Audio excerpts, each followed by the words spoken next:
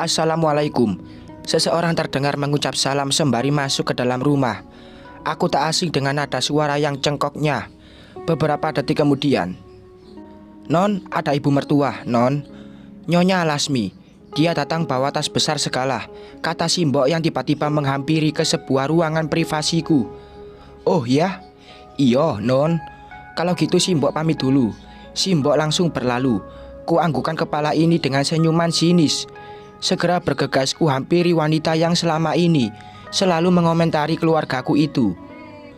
"Bu," sapaku setelah sampai dan melihatnya sudah duduk manis saja di sofa. "Ibu, siapa ya?" Aku pura-pura tak mengingat. Kulihat iya, ibu membawa sebuah tas agak besar. Sore-sore seperti ini, tak ada angin, tak ada hujan. Ia beranjak. "Ya ampun, Aurel, ini ibu mertua kamu. Masa kamu gak ingat ibu? Apa kata Andri benar?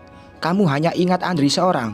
Tuh kan, dia datang pasti setelah mendengar keadaanku dari anaknya itu." Baguslah. Biar sekalian ku singkirkan mereka bersama." Aku masih pura-pura bingung saat melihatnya. Ibu mertua? Jadi ibu mertua saya?" Mertuaku langsung kaget setengah mati kala kalimat itu muncul dari indera pengecap ini. Kulihat wajahnya syok, tapi ada raut gembira. Pastinya, selama ini mereka hidup pas-pasan. Sudah kuduga, ada niat menggelitik di balik kedatangannya. Ia meraih kedua bahuku. Aurel, ini ibu, Bu Lasmi, ibu mertua kamu. Kamu beneran gak inget? Ibu dapat kabar dari Andri, dan dia yang suruh ibu buat datang ke sini, dan juga suruh urus kamu," kata ibu mertuaku dengan kebahagiaan histeris di balik batinnya. Aku merasakan itu, walaupun tatapanku polos, tapi ini adalah sebuah tatapan penyelidikan. Kening mengernyit dengan cepat. "Aurel, kamu itu menantu ibu. Kamu dipersunting oleh anak ibu yang tampan dan mapan. Kamu itu harus bangga." 180 derajat ekspresi ibu mertua berubah. Raut bahagia mulai terpancar. Aku tersenyum pelan. Jadi benar ibunya suamiku." Aku kembali memastikan supaya dia lebih yakin kalau aku masih amnesia.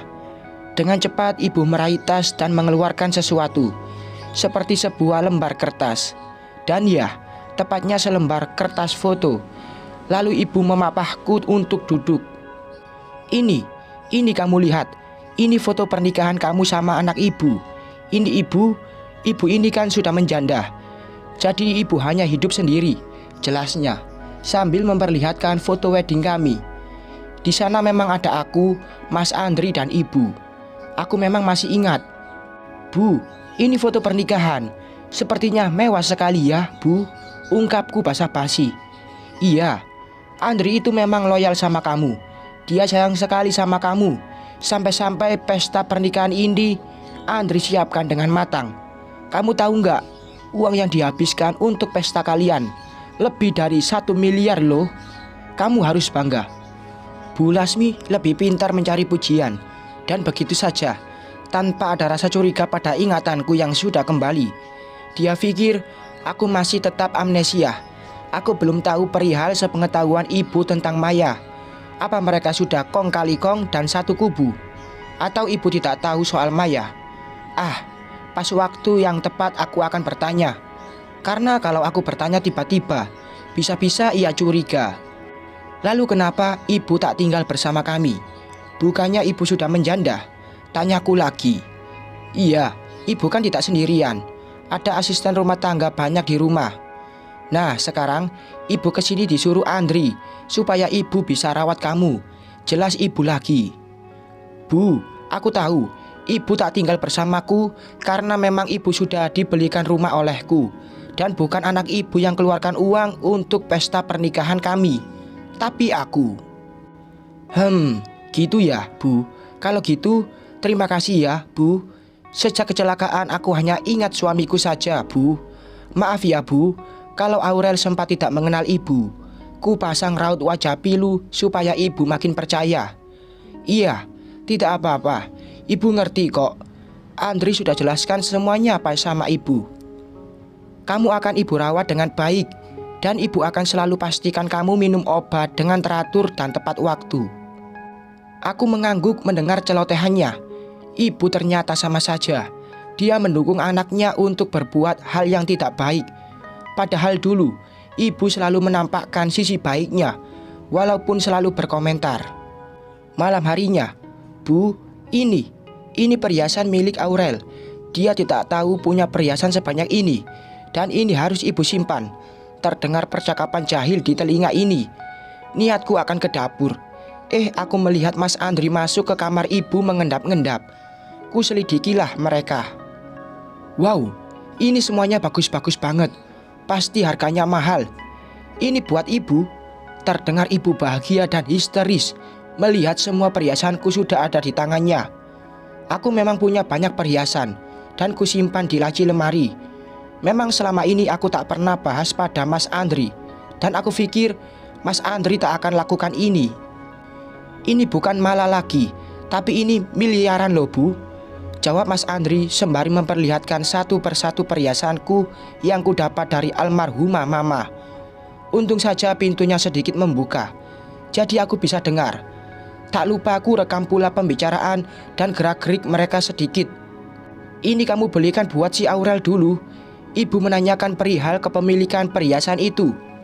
Sepertinya ia pikir kalau Mas Andri yang belikan dari hasilnya ia mengurus kantorku. Bukan, ini sudah ada sejak dulu. Ini pasti perhiasan warisan, Bu. Andri kan selama ini juga gak menjabat direktur di kantor. Tetap Aurel, mana aku punya uang. Mas Andri jujur perihal jati dirinya. Dia memang tak bisa jalankan perusahaan. Paling dia bantu-bantu saja. Terus, gimana kalau si Aurel nanyain? Bisa-bisa kita disangka maling, ujar ibu panik. Jari jemarinya masih usil memegangi perhiasanku.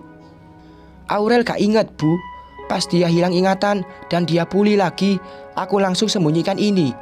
Dan aku juga berikan beberapa pada Maya. Benar-benar keterlaluan.